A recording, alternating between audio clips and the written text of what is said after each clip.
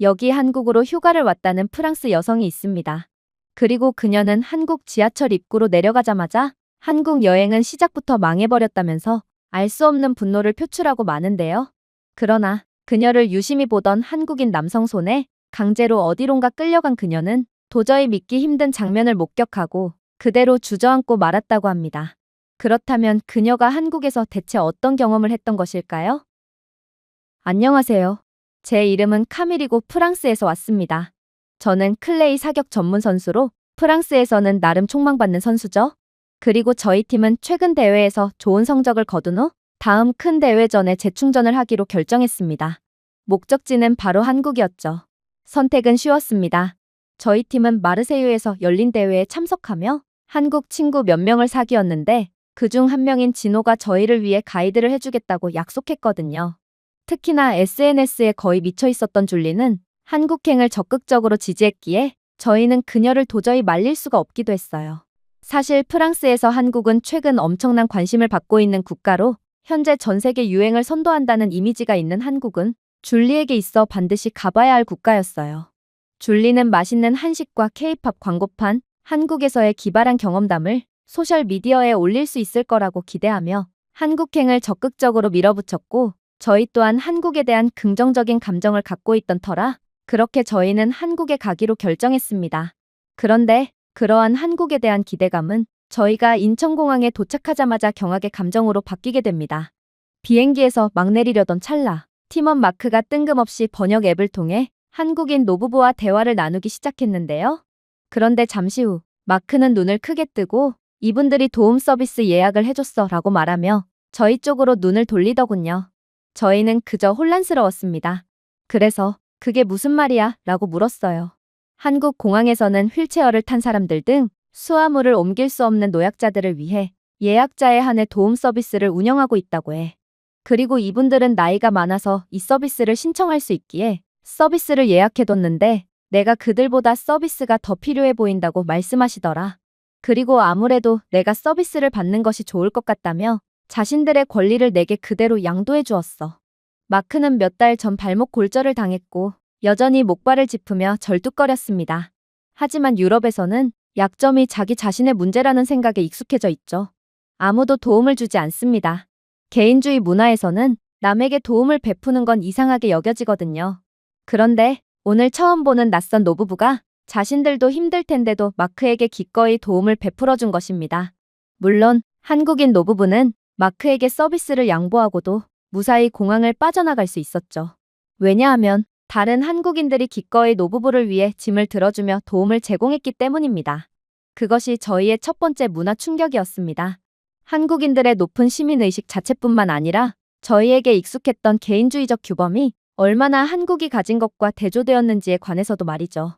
유럽의 공항은 절대로 그런 서비스를 제공하지 않습니다.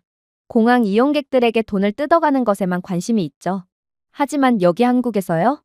놀랍도록 효율적이었을 뿐만 아니라 조용히 인간적이었습니다. 저희는 당황스러웠습니다. 그리고 이상하게도 감동을 받았죠. 한국에 그저 몇 걸음 들어간 것일 뿐인데 벌써 선진국이 무엇을 의미하는지 다시 생각하고 있었습니다. 그러나 이러한 감동도 잠시 저희의 문제아 줄리가 다시금 문제를 일으켰어요. 사실 그녀는 한국에 출발하기 직전부터 소란을 일으켰습니다. 줄리는 한국에서 수천 장의 사진을 찍겠다며 꽤나 과감한 헤어스타일을 도전했는데 그녀의 도전은 실패로 끝나며 완전히 망한 머리를 갖게 되었거든요. 그런데 그 상태에서 오랜 비행까지 거치니 그녀의 머리는 마치 감전된 건초 더미처럼 보였습니다. 1970년대 과학실험이 잘못된 것 같아라고 그녀는 울부짖었습니다. 내 여행은 시작과 동시에 망해버렸어. 이 꼴로 사진을 찍으라고? 절대 못해. 문제는 그녀는 이러한 소란을 거의 3분마다 반복했다는 것입니다. 그리고 그녀의 계속된 울부짖음에 저희 모두는 노이로제가 걸려버렸죠. 그런데 그때 놀라운 일이 벌어지기 시작합니다. 바로 마크가 스마트폰을 들이밀며 깜짝 놀랄 말을 해오기 시작했거든요.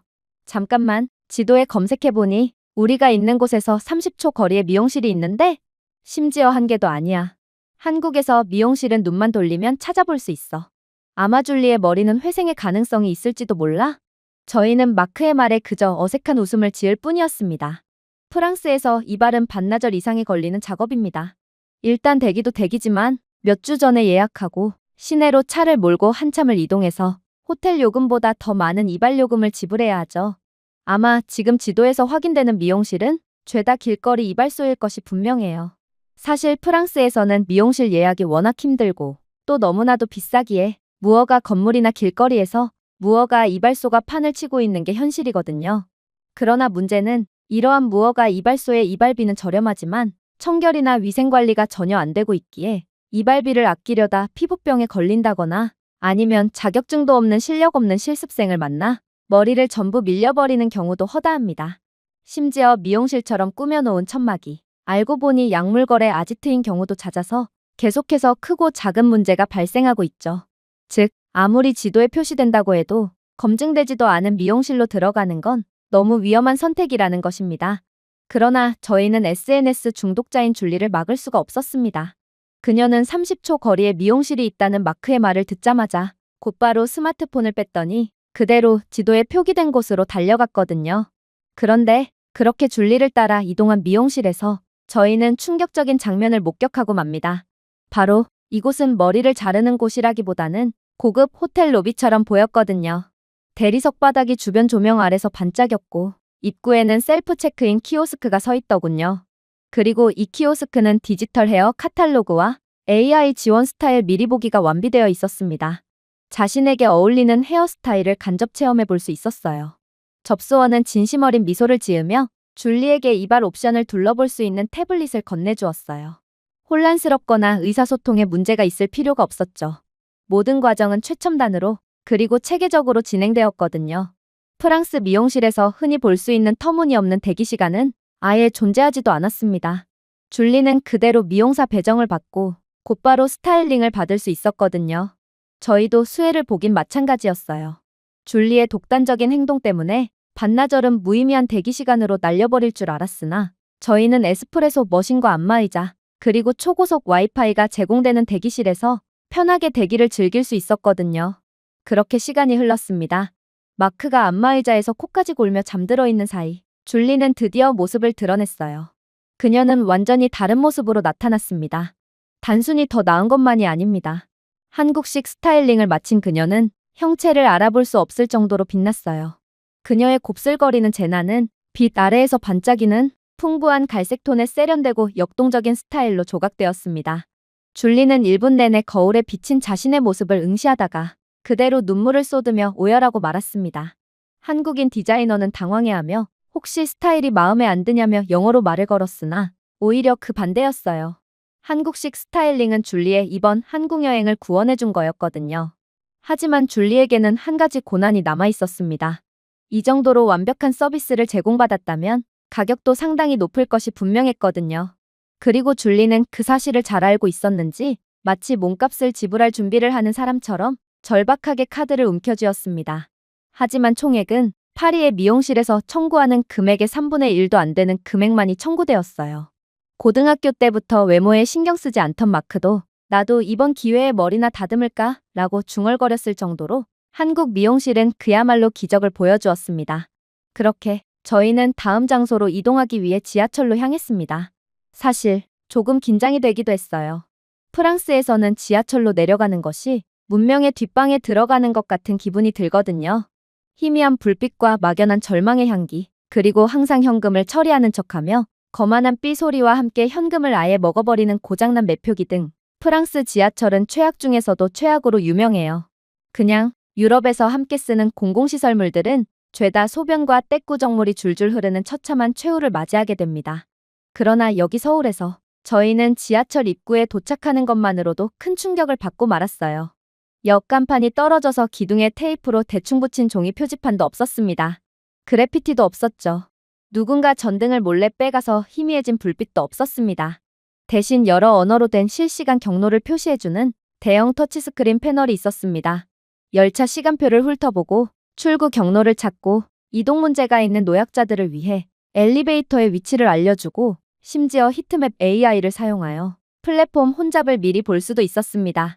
이게 대체 무슨 상황이란 말인가요? 한국의 지하철은 마치 구글이 통째로 들어와 있는 것 같았어요. 물론 저희는 한국 지하철 이용 방법을 숙지할 필요조차 없었습니다. 그저 휴대폰을 두드리며 게이트를 통과하기만 하면 됐죠. 실물 티켓도 필요 없었습니다. 솔직히 이런 상황은 말이 안 되었습니다. 저희는 외국 신용카드를 들고 오류 메시지를 예상하며 한국인들의 행동을 그대로 따라했거든요. 한국인들은 자신들의 스마트워치나 스마트폰을 한번 태그한 것만으로 곧바로 지하철 개찰구를 통과하고 있었어요. 그런데 저희가 반신반의하며 프랑스에서 이용하던 카드를 개찰구에 갖다 대자 게이트는 저희의 카드를 인식하고 부드럽게 열리는 거 아니겠어요? 도대체 한국은 얼마나 똑똑한 시스템을 도입한 상태면 한국 카드도 아닌 외국 카드까지 인식을 할 수가 있단 말인가요? 하지만 이건 다음에 경험할 장면에 비한다면 그저 빙산의 일각일 뿐이었어요. 한국은 저희를 완전히 원시인으로 만들어버리려고 작정했는지 더욱 충격적인 장면을 숨겨두고 있었거든요. 열차 플랫폼으로 내려간 저희는 어떤 객실이 가장 혼잡한지를 실시간으로 확인할 수 있었습니다. 외부에서 추측을 하는 것이 아니었어요. 한국 지하철에 내장되어 있는 실제 AI 센서는 승객 밀도를 사람 인식 및 움직임 인식 기능으로 추적하여 매 초마다 업데이트해주고 있었거든요. 한국에서 지하철은 그저 단순한 이동수단의 역할만을 수행하지 않았던 것입니다. 그렇게 저희 모두는 완전히 넋이 나간 채 이동했어요. 기차 자체는 속삭임처럼 조용했고 거의 초현실적인 것처럼 느껴지더군요. 금속 소리도 전혀 나지 않았어요. 지저분한 안내 방송도 없었습니다. 파리 지하철에서 흔하게 보이는 노숙자들의 구걸이나 위협적인 태도로 반강제로 물건을 강매하는 범죄자 출신 판매자들도 없었어요. 승객들보다 더 많은 바퀴벌레와 쥐떼들도 한국 지하철에서만큼은 절대로 찾아볼 수 없었죠. 대신 각 객실은 놀랍도록 청결한 위생과 작은 아이콘으로 애니메이션화된 디지털 노선에 정보를 표시해주고 있었습니다. 강력에 대한 도보 환승과 버스 연결 여부, 화장실, 심지어 수유실까지 지하철 객실 안에서 전부 파악할 수 있었죠. 하지만 정말로 충격적이었던 점은 따로 있었어요. 저희가 마치 시골에서 갓 상경한 촌놈처럼 한국 지하철을 멍 때리며 구경하고 있자 웬 중년의 한국인 남성이 영어로 말을 걸어오기 시작했거든요. 한국에서 처음 오셨나 봐요. 제가 한 가지 더 유용한 기능을 소개해 드릴게요. 휴대폰을 화면에 대고 탭하면 전체 환승 경로, 도보 지도 등을 휴대폰의 내비게이션 앱으로 바로 전송받을 수 있어요. 도저히 말이 안 되는 상황이었습니다. 한국은 그냥 눈에 보이는 것 모두에 최첨단 기술이 탑재되어 있었고 극한의 효율로 굴러가며 최고의 편의성을 보여주는 국가였거든요. 심지어 외국인에게도 그 수혜가 그대로 돌아가고 있었습니다. 그런데 한국의 기술력에 완전히 감탄한 저와는 달리 마크는 다른 장면을 목격하고 있더군요. 그건 바로 한국인들 그 자체였습니다. 그리고 자세히 보니 정말로 지하철에 탑승한 한국인 승객들은 정상적이지 않은 행동을 하고 있었어요. 저희 건너편에서 비즈니스 정장을 입은 한국인 남자가 서류 가방을 발 사이 바닥에 놓더니 고개를 뒤로 젖히고 졸고 있더군요.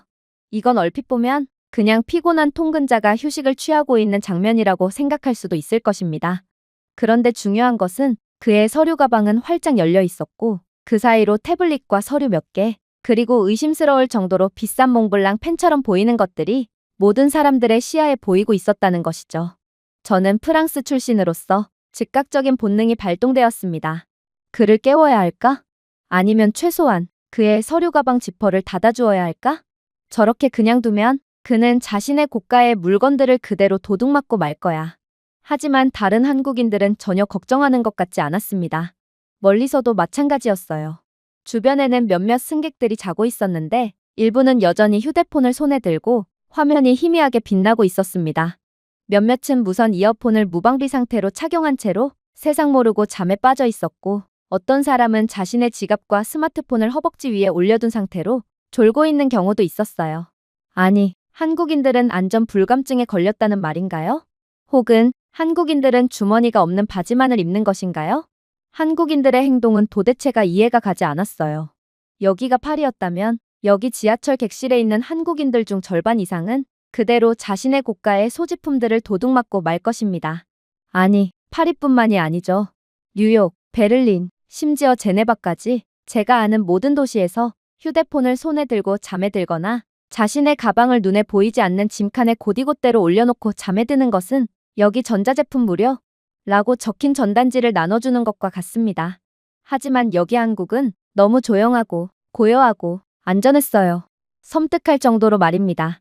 마치 제가 프랑스에서 겪었던 모든 경험들을 부정하는 것처럼 느껴졌을 정도로 한국은 말이 안 되는 모습 투성이었습니다.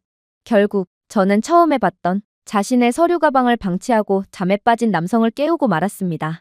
그리고 영어를 사용하며 그에게 주의를 주었더니 그는 도대체 자신의 행동이 뭐가 문제인지도 파악하지 못하더군요. 저희가 계속해서 소매치기의 위험성에 대해 경고했지만 남성의 반응은 마치 한국에서는 소매치기라는 행위 자체가 없는 것처럼 느껴졌어요. 아무래도 한국에는 일상생활에 깊숙한 곳에 시민적 신뢰가 자리 잡은 모양이었습니다. 한국에서는 사람들이 의심의 눈초리로 소지품을 지키지 않습니다. 그럴 필요가 없었거든요.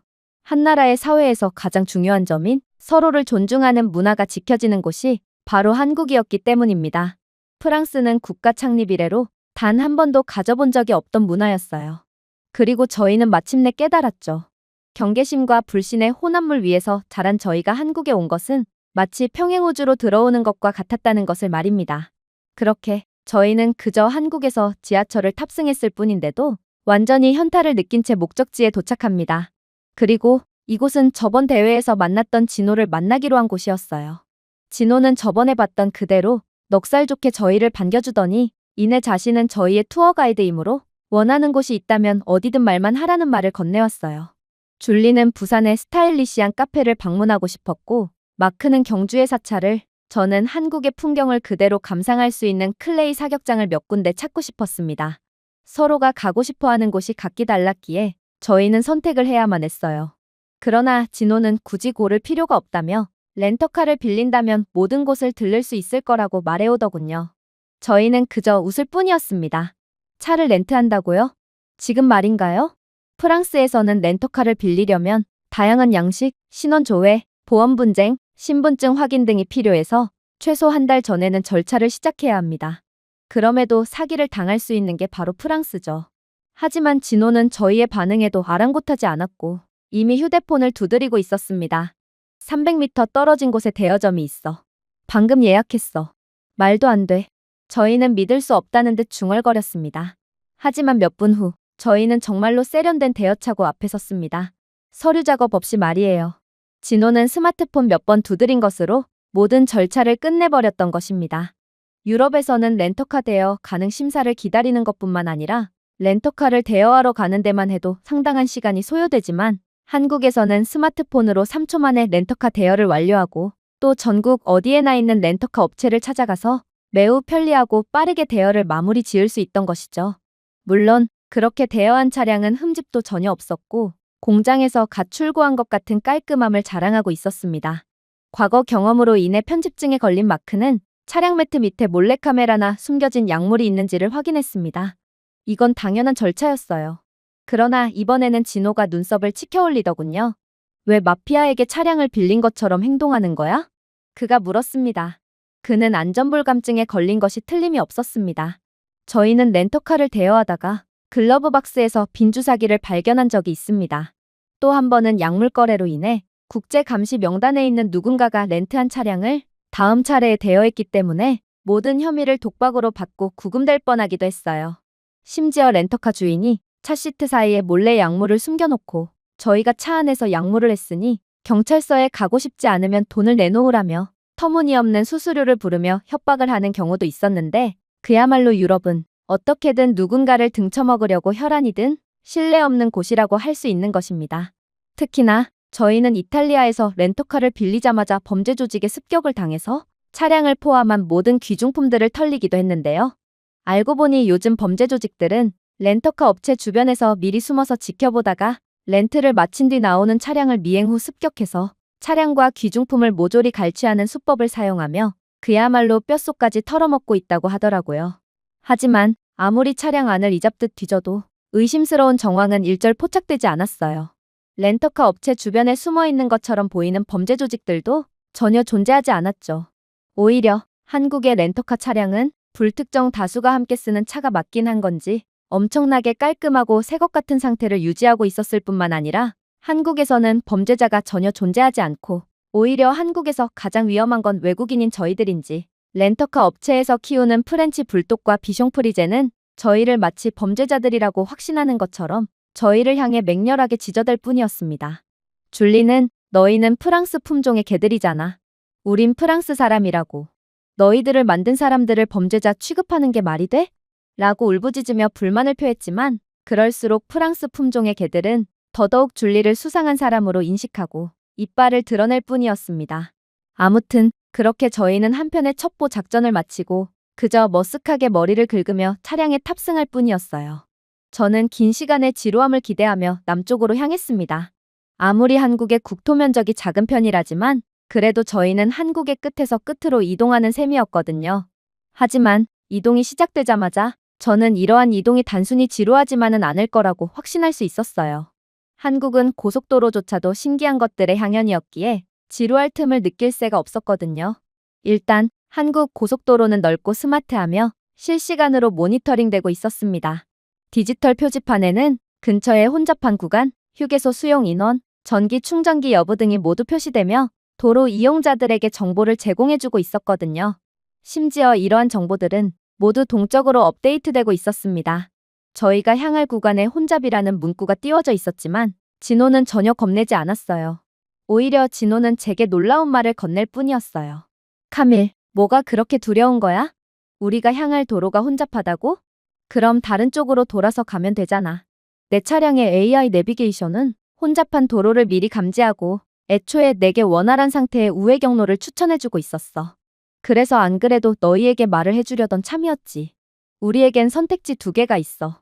AI가 첫 번째로 추천해준 최적의 경로대로 이동할 것인지 아니면 AI가 두 번째로 추천해준 조금 느리긴 하지만 좋은 풍경을 감상할 수 있는 경로대로 이동하던지 말이야. 아무래도 너희들은 성질이 급해서 첫 번째 선택지를 고를 것 같긴 하지만 일단 선택권은 너희에게 줄게. 저희 모두는 그저 어리 빠진 채 앞만 쳐다보고 있을 뿐이었습니다.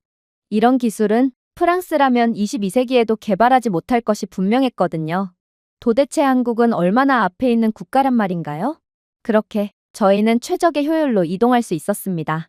저희는 분명 혼잡한 도로에서 차량들 사이에 가로막혀 헛된 시간을 보내야 했을 처지였지만 한국의 기술력은 저희를 구원해줬던 것이죠. 진호는 부산 근처에 자신이 부산에 들를 때마다 찾는다는 클레이 사격장으로 저희를 데리고 갔습니다. 솔직히 큰 기대는 하지 않았어요. 저희는 프로 선수예요. 당연히 제가 훈련하는 사격장은 프랑스의 모든 첨단 과학이 들어가 있는 과학화된 사격장입니다. 하지만 진호가 데려간 곳은 아마추어 사격장이었어요. 그러니 이곳에서 뭔가 대단한 것을 기대하는 것은 욕심이었죠. 그러나 저는 이곳 클레이 사격장에 입장하자마자 완전히 까무러치고 말았습니다. 일단 한국이 구현해낸 기술력부터가 놀라웠어요. 각 라인에는 실시간으로 정확도를 추적하는 고속 모션 캡처 카메라가 장착되어 있었고 AI 분석을 기반으로 정확도, 타이밍, 심지어 몸 자세까지 분석해주고 있었거든요. 즉, 한국은 아마추어들조차도 실제 올림픽 코치들이 제공하는 것보다도 훨씬 더 자세한 피드백을 받을 수 있다는 것입니다. 메가폰을 통해 소리치는 스태프는 없었습니다. 대신 각 레인지 베이에는 가상 코치와 같은 실시간 디지털 어시스턴트가 있어 라운드가 끝날 때마다 부드러운 추천을 해주더군요. 자세를 2cm 왼쪽으로 바꿔보세요. 세 번째 샷에서 어깨가 긴장됐어요. 마크는 다리가 불편했기에 사격 자세가 완전히 엉망일 수밖에 없었는데 한국이 구현해낸 디지털 어시스턴트는 그런 마크를 보고 완전히 아마추어 수준이라며 독서를 이어나가더니 이내 다리가 불편한 것 같으니 반드시 병원으로 가보라는 조언까지 건넸기에 저희 모두는 그 자리에서 완전히 굳어버릴 수밖에 없었습니다. 한국의 기술력 수준은 저희의 상상을 아득히 뛰어넘는 수준이었거든요. 그러다 하나의 이벤트 상황이 닥쳤습니다. 이곳 클레이 사격장에는 아마추어 친선 경기가 열렸고 심지어 우승자에겐 상품까지 제공되었거든요.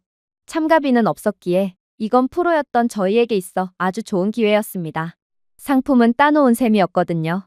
솔직히 조금 비열하긴 했지만 그래도 저희는 마크는 부상자이므로 공평한 조건이라며 애써 합리화를 하며 친선대회에 참여했어요.